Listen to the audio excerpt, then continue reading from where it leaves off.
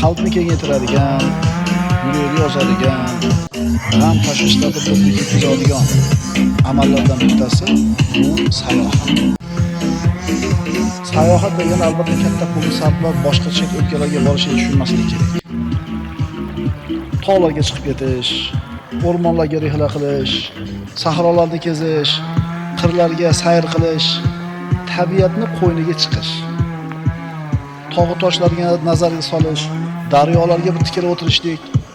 Biz sayr sayohat deganda avvalambor shu nazarda tutamiz. Uyda dimlanib o'tira olmaslik.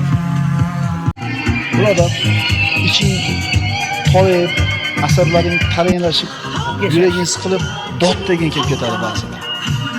Chidamay ketasan. Shart ishlaringni yig'ishtirda, do'konni ochma bugun. Mashinangga o'tir, chiqib ket shaharga. Tog'ga chiqib ket, o'rmonga chiqib ket, yaylovga chiqib ket, sahroga chiqib ket.